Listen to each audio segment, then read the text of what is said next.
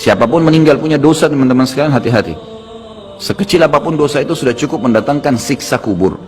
Walaupun belum tentu dia masuk ke dalam api neraka. Jadi jangan dianggap remeh. Makanya kisah yang masyhur berhubungan dengan masalah ini adalah kisah Utsman bin Affan radhiyallahu anhu yang pernah menziarahi kuburan lalu terisak-isak menangis seperti anak kecil.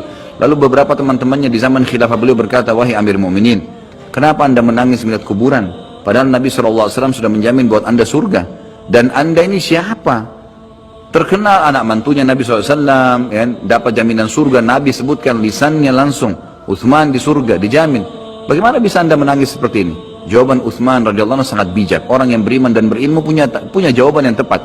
Dia mengatakan, Rasulullah SAW menjamin buat saya surga, tapi tidak menjamin saya selamat dari siksa kubur. Dari mana jaminan saya disiksa dulu di kubur? Nanti saya masuk surga, betul. Tapi di kubur disiksa dulu karena masih ada dosa. Maka pemahaman yang dikeluarkan oleh para ulama tentang tadi saya bilang, dosa itu sekecil apapun sudah cukup untuk membuat adanya siksaan, gitu kan?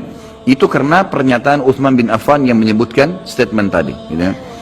Jadi kita harus memahami poin ini, teman-teman sekalian. Makanya jangan pernah tunda minta maaf sama orang. Jangan pernah tunda mengembalikan haknya orang lain. Jangan pernah menganggap remeh dosa-dosa kecil. Tidak boleh sama sekali. Karena kita akan lihat nanti salah satu penyebab azab kubur adalah tidak cebok pada saat kencing. Masalah kecil yang dianggap kecil oleh orang, gitu kan? Banyak orang anggap remeh.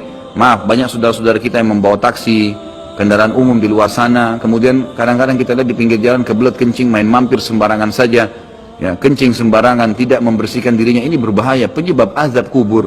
Kata ulama, kalau kencing saja itu sudah menjadi penyebab, bagaimana dengan buang air besar? Bagaimana dengan orang junub tidak mandi? Bagaimana dengan hal-hal yang lebih besar lagi, gitu kan? Karena memahami hukum-hukum syari seperti ini, kalau hal yang kecil saja dilarang, berarti hal yang besar lebih pantas untuk dilarang. Kalau hal kecil saja mendatangkan azab, berarti hal yang lebih besar lebih pantas mendatangkan azab. Jadi harus hati-hati, gitu kan? Kalau amal ibadah kecil kita kerjakan sudah besar pahalanya, bagaimana dengan amal yang wajib misalnya, atau amal yang besar yang kita kerjakan? Kalau umrah fadilahnya besar, berarti haji lebih besar. Kalau sholat sunnah besar, tahajud, maka sholat 5 waktu lebih besar pahalanya, dan seterusnya. Jadi poin-poin ini dalam mukaddimah kita harus difahamin baik-baik, gitu kan? Terutama yang terakhir saya ucapkan tadi, hati-hati teman-teman sekalian. Saya juga tahu diri saya pasti punya salah, tapi saya mengajak diri saya dan jemaah sekalian untuk beristighfar kepada Allah, bertaubat. Jangan tunda pengembalian haknya orang lain, meminta maaf kalau punya kesalahan. Jangan tunda-tunda, jangan bilang nanti Idul Fitri baru saya minta maaf. Nggak ada perintah dalam agama seperti itu. Sebelum pejamkan mata nanti malam minta maaf semua. Dan orang cerdas adalah orang yang tidak menyiapkan musuh pada hari kiamat. Hati-hati. Jangan siapkan musuh siapapun dia. Maka harus ini, ya, kembalikan semua hak-hak orang, minta maaf. Kalau pernah mengambil barang orang yang tidak jelas, kembalikan. Kalau tidak, sedekahkan sejumlah itu. Semua selesaikan. Jangan ada masalah. Ya, jangan pernah ada masalah. Jangan siapkan musuh.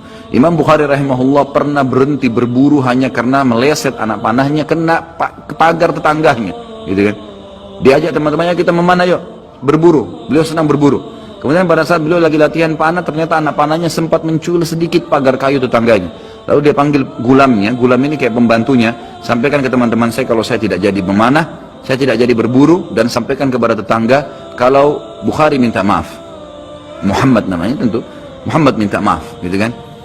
Sampaikan dan siap mengganti pagar yang rusak itu. Begitu pembantunya Imam Bukhari datang ke tetangga tersebut lalu berkata, ya, Syekh Imam Bukhari menyampaikan maaf karena pagar anda tercuil, diperlihatkan. Lalu tetangganya tersenyum dan berkata, jangankan pagar saya, rumah saya semua buat Imam Bukhari.